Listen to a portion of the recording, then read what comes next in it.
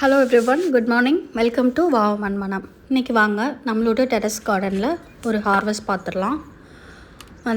ஒரு 2-3 டேஸாக வெண்டைக்காய் எதுவுமே பறிக்கலை. ஸோ அதனால் இப்போ நான் ஒரு விஷயம் நோட் பண்ணியிருக்கேன். நான் முன்னாடி சொல்லுவேன், சின்னதுலேயே நிறையா முத்தி போயிடுது.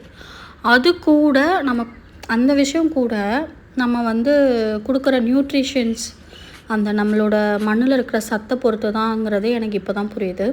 ஸோ அந்த மண்ணில் கொஞ்சம் அதிகமாக சத்துக்கள் கொடுக்க நல்லா வெண்டைக்காய் பெருசாகி அதுக்கப்புறம் தான் அதுக்கும் மேலே நம்ம விட்டால் தான் அது முத்த ஆரம்பிக்குது. ஸோ முன்னாடி சின்னதுலேயே முத்துனதுக்கு ரீசன் என்னென்னா, நம்ம அந்த மண்ணில் சத்து பத்தாமல் இருந்திருக்கு. ஸோ இப்போ ஓரளவுக்கு பேலன்ஸாக இருக்கிறதுனால நல்லா வளர்ந்து நல்லா குண்டுன்னு ஆனாலும் அது அதுக்கப்புறம் தான் முத்த ஸ்டார்ட் பண்ணுது. அதனால் எல்லாமே depends on the nutrition, soil நியூட்ரிஷனை பொறுத்து தான் இருக்குது.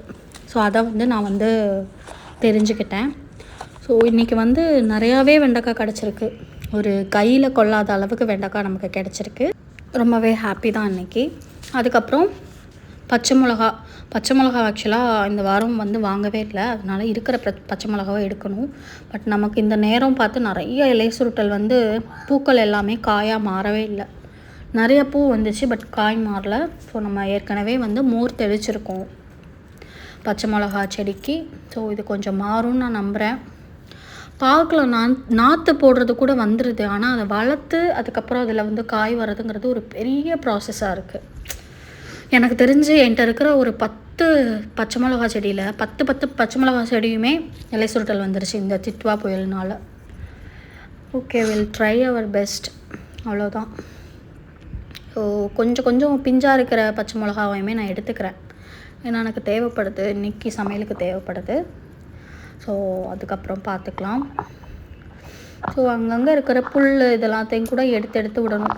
சின்ன விஷயங்கள் அதுக்குன்னு நம்ம ஒரு டைம் ஸ்பெண்ட் பண்ணாமல், இப்போ காய் எடுக்கிறப்பே அங்கே இருக்கிற புல் அதெல்லாமே நம்ம ரிமூவ் பண்ணி விட்டோன்னா ரொம்ப நல்லது. இந்த மேலே இருக்கிற ஒயிட் கலர்லாம் நேற்று அந்த பட்டர் மில்க் அந்த மாதிரி தெரியுது. ஸோ யாரும் வெள்ளைப்பூச்சின்னு நினச்சிட வேண்டாம். ஸோ வெள்ளைப்பூச்சி வரல. அவங்க வந்தாங்கன்னா அவங்களெல்லாம் சமாளிக்கவே முடியாது. ஸோ ஓரளவுக்கு வெயில் அடிக்கிறதுனால அவங்களாம் வரலன்னு நினைக்கிறேன். ஸோ ஓரளவுக்கு எல்லாத்தையும் இருக்கிற 4-5 பச்சை மிளகா தான் இருந்துச்சு, அது நம்ம எடுத்தாச்சு. ஸோ அந்த இருக்கிற புல்லெல்லாம் கொஞ்சம் எடுத்து ரிமூவ் பண்ணி விட்டுருவோம். ஸோ அதையும் எடுத்து வச்சாச்சு. ஒரு வெண்டைக்காய் எடுக்கிறதுக்கு மிஸ் பண்ணிட்டோம். அதான் நான் எடுத்துகிட்டு போனதுக்கப்புறம் பார்த்தா நிறையா வெண்டைக்காய் அங்கே ஊடால கிளைகள் வந்திருக்கு. ஸோ அந்த மாதிரி நான் நிறைய டைம் நான் எடுத்திருக்கேன். ஸோ அதையும் எடுத்தாச்சு. அப்புறம் இன்றைக்கி ஒரு தக்காளி பழம் இருக்குது, பெரிய தக்காளி பழம் செடியிலே பழுத்துருச்சு. ஸோ அதை எடுத்துக்கலாம். இது பெங்களூர் தக்காளி மாதிரி கேட்டகரி இது. பட் இந்த செடி போயிடுச்சுன்னு நினைக்கிறேன். அந்த செடியை மாற்றணும். சங்குப்பூ கொஞ்சம் பறிச்சுக்கலாம்.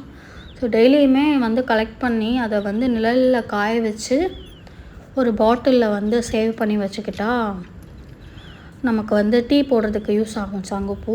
ஸோ அதனால நான் டெய்லியுமே இதை எடுத்துக்கிறேன். எத்தனை பூ இருந்தாலும் அதை எடுத்துக்கிறேன். அதுக்கப்புறம் பட்டன் ரோஸ் கொஞ்சம் தேவைப்படுது குழந்தைக்கு ஸ்கூலுக்கு வைக்கிறதுக்கு. ஸோ அது சைடில் பூத்து இருந்துச்சு. ஸோ அதையுமே கொஞ்சம் எடுத்துக்கலான்னு பார்க்குறேன். வெள்ளை கலர் சங்குப்பூ பறித்து போட்டாச்சு. ஏன்னா வெள்ளை கலர் சங்குப்பூவில் பூவை விட நிறைய விதை தான் வந்துச்சு. ஸோ அதை பறித்து போட்டாச்சு. இப்போ ப்ளூ கலர் வயலட் கலர் மட்டும்தான் இருக்குது. அப்புறம் இது பட்டன் ரோஸ் அன்றைக்கி நம்ம கட் பண்ணி விட்டோம்ல. ஸோ அந்த பட்டன் ரோஸ் ஓரளவுக்கு அந்த மஞ்சள் இலையெல்லாம் போயிடுச்சு. ஸோ இந்த பூவை நான் எடுத்துக்கிட்டேன். அதுக்கப்புறம் ஒரே ஒரு பீர்க்கன் நல்லா காய்ச்சி ரெடியாக இருக்குது. செடி பார்த்திங்கன்னா குட்டி க்ரோ பேக்கில் தான் வளர்ந்துச்சு. இப்போ மாற்றி வைக்கிறதே பயமாக இருக்கே. அது மாற்றி வச்சோன்னா நமக்கு இதாகிடுது. கொடி காய்கறியில் நம்ம முக்கியமாக கான்சன்ட்ரேட் பண்ண வேண்டியது ஃபஸ்ட்டே நல்ல பெரிய க்ரோ பேக்கில் வச்சிடணும். ஒரு செடி வைக்கணும். ஏன்னா கொடியை நீங்கள் இடையிலலாம் மாற்றினீங்கன்னா அது பட்டு போயிடும். ஸோ அந்த விஷயத்த நீங்கள் கண்டிப்பாக ஞாபகம் வச்சுக்கோங்க. ஸோ இதுக்கு மேலே விட்டால் இந்த பீர்க்கன் முத்திரும். அதனால் நான் இப்போவே எடுத்துக்கிட்டேன். ஸோ ஓகே, இது கொஞ்சம் பருப்பு வச்சு கூட்டு மாதிரி பண்ணுறதுக்கு யூஸ் ஆகும். ஃபஸ்ட்டு பீக்கங்காய், இந்த நம்ம பீக்கங்காய் செடி போட்டதுக்கப்புறம் நம்ம எடுக்கிற ஃபஸ்ட்டு பீக்கங்காய் இது. ஸோ இது எப்படி டேஸ்ட் இருக்குதுன்னு சொல்லிவிட்டு நான் சமைச்சிட்டு நான் உங்களுக்கு அப்டேட் பண்ணுறேன். அவ்வளோதான், இன்றைக்கி நம்மளோட ஹார்வெஸ்ட் முடிஞ்சிடுச்சு. Happy gardening. தேங்க்யூ.